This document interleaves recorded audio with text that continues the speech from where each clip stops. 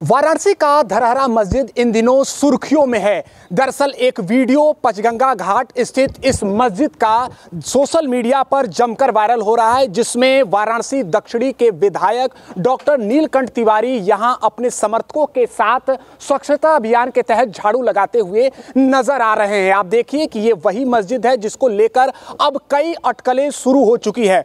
बताया जा रहा है कि प्रधानमंत्री नरेंद्र मोदी के वाराणसी आगमन से ठीक पहले भारतीय जनता पार्टी द्वारा स्वच्छता अभियान चलाया जा रहा था और उसी के कार्यक्रम के तहत डॉक्टर नीलकंठ तिवारी यहां पर पहुंचे थे और उनके समर्थक यहां पहुंचे थे और इसी मस्जिद के परिसर में न सिर्फ स्वच्छता अभियान के तहत झाड़ू लगाया गया, बल्कि हर हर महादेव और मोदी योगी के नारे भी लगाए गए। अब इसको लेकर न सिर्फ इस मस्जिद के इतिहास को लेकर चर्चाओं का दौर शुरू हो चुका है, बल्कि कई सियासी अटकलें भी लगाई जा रही हैं। वहीं इस मस्जिद की बात कर लें तो सैकड़ों वर्ष पुराना इस मस्जिद का इतिहास रहा है, जहां कहा यह जाता है कि दारा सिकों द्वारा यहां पर आकर जो अध्ययन है वो पूरा किया गया था और उसी के द्वारा इस मस्जिद का निर्माण भी कराया गया था। कि आप देखिए कि ये मस्जिद की जो आकृतियां हैं आप देख पा रहे होंगे और ठीक उसके पास में जो मां गंगा की लहरें हैं वो बहती हुई आपको नजर आ रही है। हालांकि इससे पहले कभी ऐसी तस्वीर नहीं देखने को मिली जब कोई राजनीतिक दल से जुड़ा हुआ व्यक्ति यहां पर पहुंचे और कोई भी पार्टी से जुड़ा हुआ कार्यक्रम यहां पर किया जाए। लेकिन फिलहाल डॉक्टर नीलकंठ तिवारी के इस स्वच्छता अभियान को लेकर कई बातें कही जा रही हैं। वाराणसी के पंचगंगा घाट स्थित धरहरा मस्जिद इन दिनों सुर्खियों में है, क्योंकि बीजेपी विधायक डॉक्टर नीलकंठ तिवारी ने स्वच्छता अभियान के तहत इसी मस्जिद में झाड़ू लगाया है और न सिर्फ यहाँ स्वच्छता अभियान चलाया गया है, बल्कि यहाँ पर मुख्यमंत्री योगी आदित्यनाथ, प्रधानमंत्री मोदी के नारे भी लगाए गए हैं। हर हर महादेव का उद्घोष हुआ है। हमारे साथ स्थानीय लोग भी जुड़े गए, हम उससे बात करेंगे। इसके अलावा इस जो ये परिसर है यहाँ का मामला न्यायालय में भी है और यहाँ के याचिकाकर्ता हमारे साथ जुड़े हैं। आपका नाम?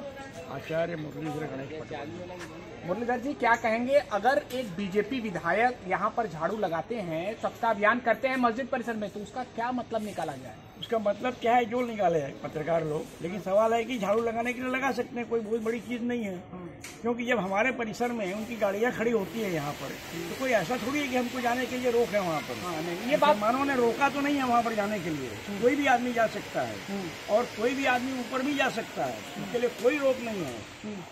और वहाँ पुरातत्व विभाग का एक काउंटर भी बना हुआ है जो सड़ गया है। उसको पुरातत्व विभाग वालों को मैंने पूछा था कि काउंटर आपको सड़ क्यों गया, आपने 25 रुपया टिकट लगाया है ऊपर जाने का, क्यों बंद कर दिया आपने? अच्छा, अपने याचिका के बारे में बताइए, कब आपने याचिका तो हो गया 5-6 साल हो गया है। कई लोग दूसरे लोग देख रहे हैं उसको, जो है अतुल गर्ग करके हैं वो उसको देख रहे हैं। अच्छा, इसका क्या इतिहास रहा है? थोड़ा इसका इतिहास ये है कि 1669 में जिस समय ये मंदिर था, ये आमेर के राजा मान सिंह ने 175 फीट ऊंचा मंदिर बनाया हुआ था उस काल में। क्योंकि तवारणीय यात्री ने उसके बारे में अपनी पुस्तक में भी बनारस करके है, उसमें लिखा हुआ है। तो 1672 में शिवाजी महाराज ने इस मंदिर को वहां से जब ये तोड़ दिया गया 1669 में, ये मंदिर बना, तो शिवाजी महाराज ने इसको बनाया बिंदु माधव मंदिर। शिवाजी महाराज ने ये साइड में यहाँ बना दिया, क्योंकि उसका काल उस समय का ऐसा ही था कि शिवाजी दूसरा इसको तोड़ करके बनाने की क्षति नहीं कर सकते थे, उतनी हिम्मत नहीं कर सकते थे वो। अच्छा, इसलिए उन्होंने यहाँ साइड में बना दिया। और तब से हमारा परिवार शिवाजी के साथ डिवोटी था।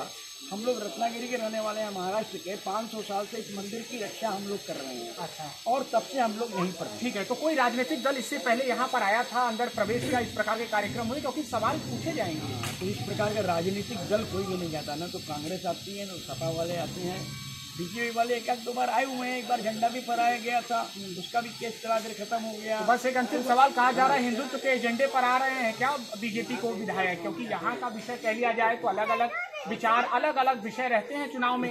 पर मस्जिद को छोड़ दिया जाए तो हिंदुत्व का एजेंडा तो है ही हमारा।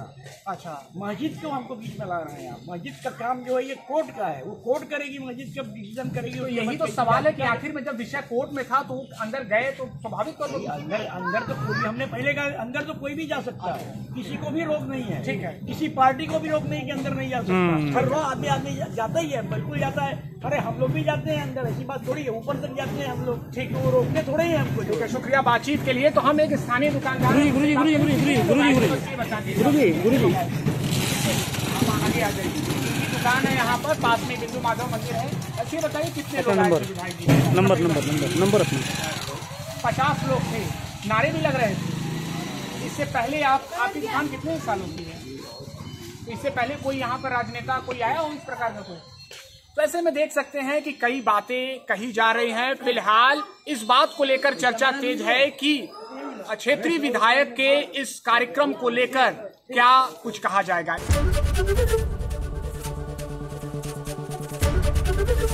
एबीपी गंगा, खबर आपकी, जुबान आपकी।